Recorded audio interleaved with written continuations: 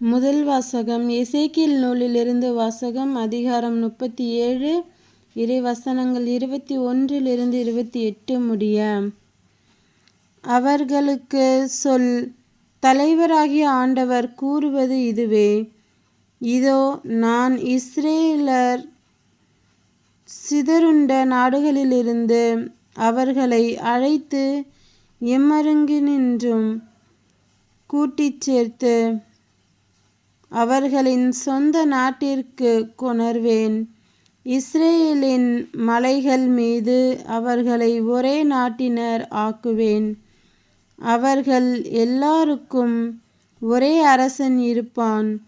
அவர்கள் இனிமேல் ஒருபோதும் இரு நாடுகளாகவோ இரு அரசுகளாகவோ பிரிந்திரார். அவர்கள் இனிமேல் ஒருபோதும் தங்கள் தெய்வ சிலைகளாலோ இழிந்த அருவருப்பான பொருட்களாலோ தங்கள் வேறெந்த குற்றங்களாலோ தங்களை தீட்டுப்படுத்தி கொள்ள மாட்டார்கள். ஏனெனில் அவர்கள் பாவம் செய்த எல்லா குடியிருப்புகளிலிருந்தும் அவர்களை நான் மீட்டு தூய்மையாக்குவேன். அவர்கள் எனக்கு மக்களாய் இருப்பர், நான் அவர்களுக்கு கடவுளாய் இருப்பேன். என் ஊழியன் தாவீது அவர்களுக்கு அரசனாய் இருப்பான். அவர்கள் அனைவருக்கும் ஒரே ஆயன் இருப்பான். என் நீதி நெறிகளின்படி அவர்கள் நடப்பர். என் நியமங்களை கருத்தாய் கடைபிடிப்பர். நான் என் ஊழியன் யாக்கோப்புக்கு கொடுத்ததும் உங்கள் மூதாதையர் வாழ்ந்ததுமாகிய நாட்டில் அவர்கள் வாழ்வர். அவர்களும் அவர்களின் மக்களும் மக்களின் மக்களும் அங்கு என்றென்றும் வாழ்வர். என் ஊழியன் தாவீது என்றென்றும் அவர்களின் தலைவனாய் இருப்பான். நான் அவர்களுடன் உடன்படிக்கை செய்து கொள்வேன். அது அவர்களுடன் என்றென்றும் நிலைத்திருக்கும். நான் அவர்களை நிலைபெறச் செய்து அவர்களை பெருகச் செய்வேன். என் தூயகத்தை அவர்கள் நடுவே என்றென்றும் நிலைக்கச் செய்வேன். என் உறைவிடம் அவர்கள் நடுவே இருக்கும். நான் அவர்களுக்கு கடவுளாய் இருப்பேன். அவர்கள் எனக்கு மக்களாய் இருப்பர். என் தூயகம் அவர்கள் நடுவே என்றென்றும் நிலைத்திருக்கையில் இஸ்ரேலை தூய்மைப்படுத்துபவர் ஆண்டவராகிய நானே என வேற்றினத்தார் அறிந்து கொள்வர். இது ஆண்டவரின் அருள்வாக்கு. இறைவா, உமக்கு நன்றி. இரண்டாம் வாசகம் எரேமியா நூலிலிருந்து வாசகம். அதிகாரம் 31, இறை வசனங்கள் 10 13 முடிய. மக்களினத்தாரே, ஆண்டவரின் வாக்கை கேளுங்கள். தொலையிலுள்ள கடலோர பகுதிகளில் அதை அறிவியுங்கள். இஸ்ரேலை சிதறடித்தவரை அதை கூட்டிச் சேர்ப்பார். ஆயர் தம் மந்தையை காப்பது போல அதை காப்பார் என்று சொல்லுங்கள். ஏனெனில் யாக்கோப்பை ஆண்டவர் மீட்டார். அவனிலும் வலியவன் கையினின்று அவனை விடுவித்தார். அவர்கள் வந்து சீயோனின் உச்சியில் பாடி மகிழ்வார்கள். தானியம், திராட்சை ரசம், எண்ணெய், ஆட்டுக்குட்டிகள், கன்றுகாலிகள் ஆகிய ஆண்டவரின் கொடைகளை முன்னிட்டு பூரிப்படைவார்கள். அவர்களது வாழ்க்கை நீர்வளம் மிக்க தோட்டம் போல் இருக்கும். அவர்கள் இனிமேல் ஏங்கி தவிக்க மாட்டார்கள். அப்பொழுது கன்னிப்பெண்கள் நடனமாடி களித்திருப்பர். அவ்வாறே இளைஞரும் முதியோரும் மகிழ்ந்திருப்பர். அவர்களுடைய அழுகையை நான் மகிழ்ச்சியாக மாற்றுவேன். அவர்களுக்கு ஆறுதல் அளிப்பேன். துன்பத்திற்கு பதிலாக இன்பத்தை அருள்வேன். இது ஆண்டவரின் அருள்வாக்கு.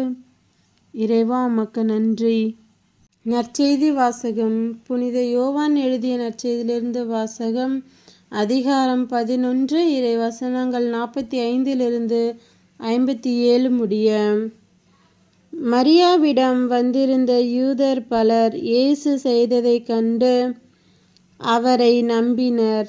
ஆனால் அவர்களுள் சிலர் பரிசேயரிடம் சென்று இயேசு செய்ததை தெரிவித்தனர். தலைமை குருக்களும் பரிசேயரும் தலைமை சங்கத்தை கூட்டி, இந்த ஆள் பல அரும் அடையாளங்களை செய்து கொண்டிருக்கிறானே, என்ன செய்யலாம்? இவனை இப்படியே விட்டுவிட்டால் அனைவரும் இவனிடம் நம்பிக்கை கொள்வர். அப்போது உரோமையர் வந்து நம் தூய இடத்தையும் நம் இனத்தையும் அழித்து விடுவார்களே என்று பேசிக்கொண்டனர். கயபா என்பவர் அவர்களுள் ஒருவர். அவர் அவ்வாண்டின் தலைமை குருவாயிருந்தார். அவர் அவர்களிடம், உங்களுக்கு ஒன்றும் தெரியவில்லை.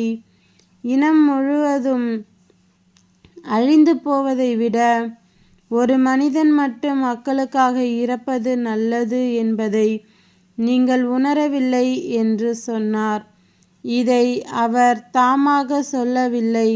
அவர் அவ்வாண்டின் தலைமை குருவாயிருந்ததால் இயேசு தம் இனத்திற்காகவும் தம் இனத்திற்காக மட்டுமன்றி சிதறி வாழ்ந்த கடவுளின் பிள்ளைகளை ஒன்றாய் சேர்க்கும் நோக்குடன் அவர்களுக்காகவும் இறக்கப் போகிறார் என்று இறைவாக்காகச் சொன்னார். ஆகவே அன்றிலிருந்தே அவர்கள் இயேசுவை கொன்றுவிட திட்டம் தீட்டினார்கள்.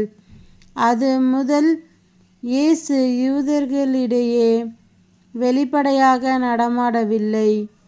அவர் அவ்விடத்தினின்று அகன்று பாலை நிலத்திற்கு அருகிலுள்ள பகுதிக்கு போனார். அங்கு எப்ராயிம் என்னும் ஊரில் தம் சீடருடன் தங்கியிருந்தார். யூதர்களுடைய பாஸ்கா விழா அண்மையில் நிகழவிருந்தது. விழாவுக்கு முன் தங்கள் தூய்மைச் சடங்குகளை நிறைவேற்ற பலர் நாட்டுப்புறங்களிலிருந்து எருசலேமுக்குச் சென்றனர். அங்கே அவர்கள் இயேசுவை தேடினார்கள். அவர் திருவிழாவுக்கு வரவே மாட்டாரோ? நீங்கள் என்ன நினைக்கிறீர்கள் என்று கோவிலில் நின்று கொண்டிருந்தவர்கள் தங்களிடையே பேசிக்கொண்டார்கள். ஏனெனில் தலைமை குருக்களும் பரிசேயர்களும் இயேசுவை பிடிக்க எண்ணி, அவர் இருக்கும் இடம் யாருக்காவது தெரிந்தால் தங்களிடம் வந்து அறிவிக்க வேண்டும் என்று கட்டளையிட்டிருந்தார்கள். இது கிறிஸ்துவின் நற்செய்தி. கிறிஸ்துவே உமக்கு புகழ்.